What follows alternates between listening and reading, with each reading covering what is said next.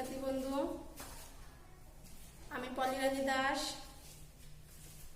সহকারী শিক্ষক, হরিণা বাগবাটি উচ্চ বিদ্যালয়, বাগবাটি, সিরাজগঞ্জ। প্রিয় শিক্ষার্থীবৃন্দ, আমি আজ তোমাদের ষষ্ঠ শ্রেণীর ইংলিশ সেকেন্ড পেপার সম্পর্কে আলোচনা করব। শিক্ষার্থী বন্ধুরা দেখো, গত ক্লাসে তোমাদের আমি আর্টিকেল সম্পর্কে আলোচনা করেছিলাম যে আর্টিকেল এ এন এর ব্যবহার, তাহলে কোথায় এ বসে কোথায় এন বসে এ সম্পর্কে তোমাদের গত ক্লাসে আমি ধারণা দিয়েছিলাম।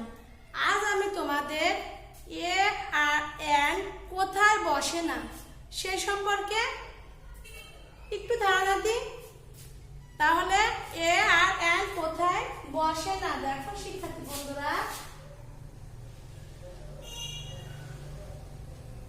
এ অবলিক এন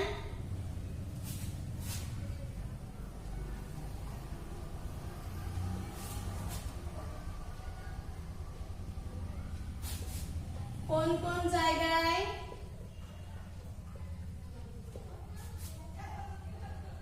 বসে না, তাহলে আমরা সেই সম্পর্কে আজ তোমাদের সঙ্গে আলোচনা করব। দেখো শিক্ষার্থী বন্ধুরা, আমরা আজ আমাদের প্রথম নিয়মটা সম্পর্কে জেনে নিই।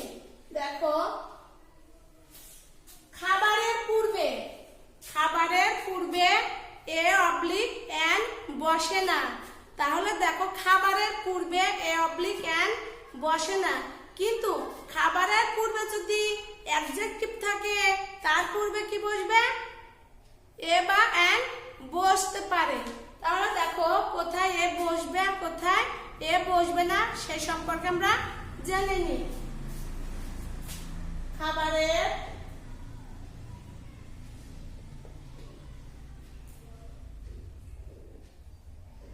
পূর্বে এ অবলিক এন বসে না, তবে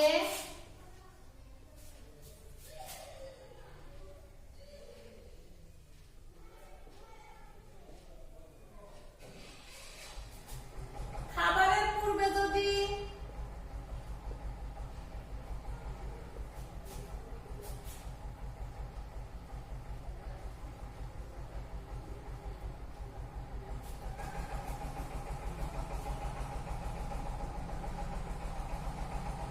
অ্যাডজেক্টিভ থাকে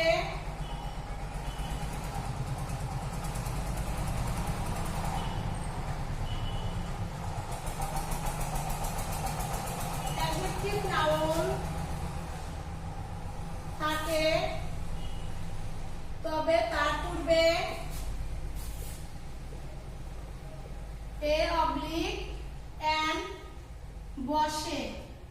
দেখো, তাহলে খাবারের পূর্বে কি বসে না? এন বসে না, তবে খাবারের পূর্বে যদি অ্যাডজেক্টিভ নাউন থাকে তাহলে তার পূর্বে এ অবলিক এন বসবে।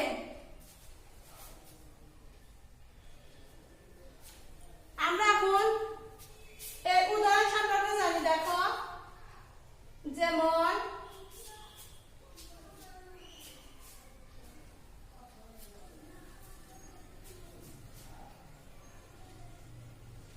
we have a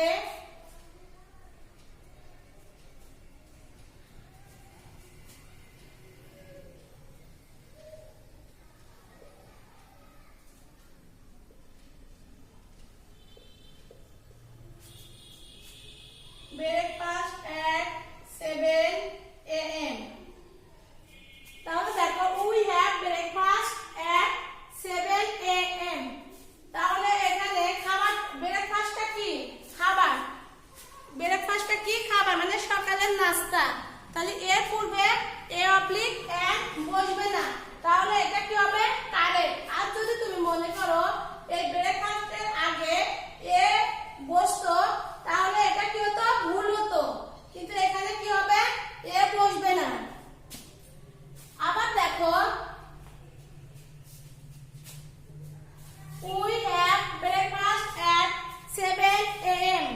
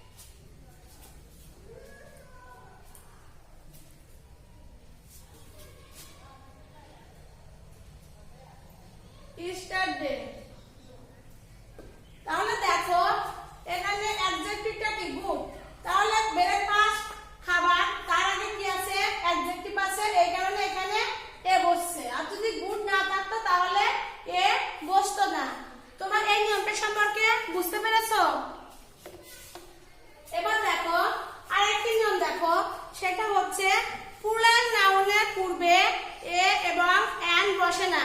তাহলে দেখো প্লুরাল নাউন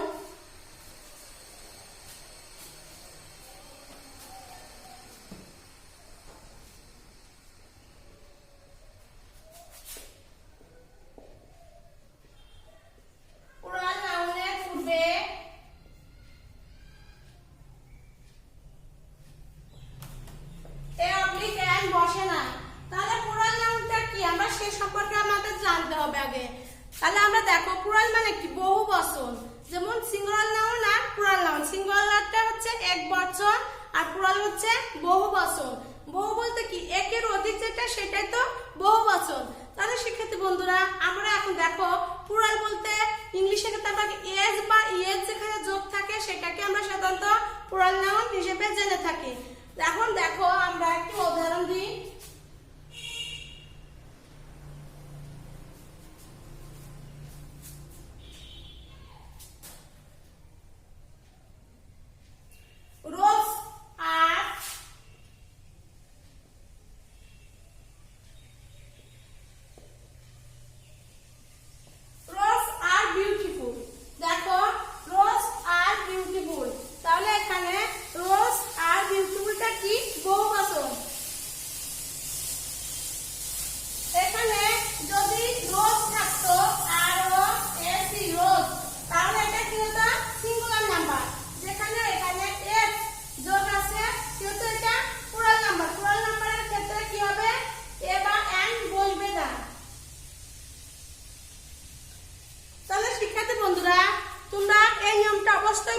বুঝতে পেরেছ?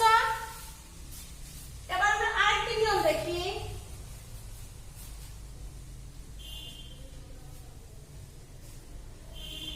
সবাই খাতায় তুলে নিও।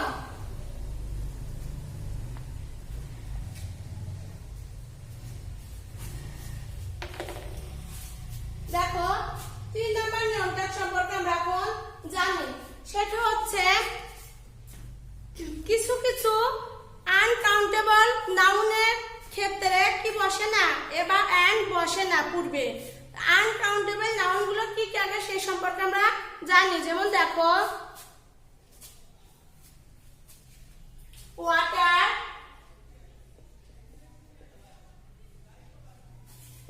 মিল্ক, টি, পেপার ইত্যাদি। ইত্যাদি দেখো এই নাউনগুলো কি আনকাউন্টেবল নাউন। যেমন ওয়াটার, মিল্ক, টি, পেপার ইত্যাদি এগুলো কি আনকাউন্টেবল নাউন।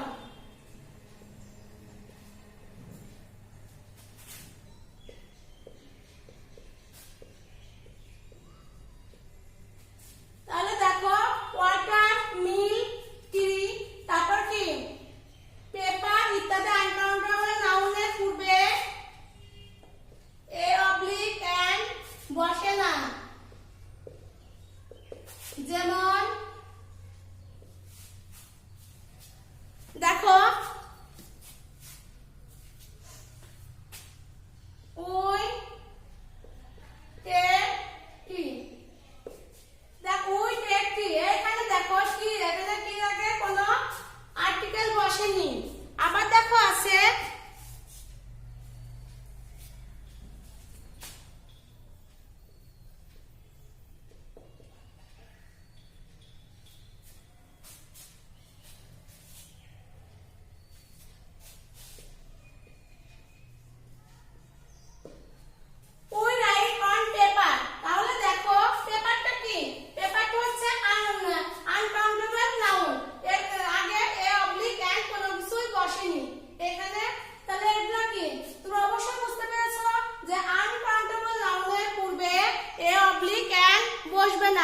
তাহলে শিক্ষার্থী বন্ধুরা তোমরা সবাই খাতায় তুলে নাও।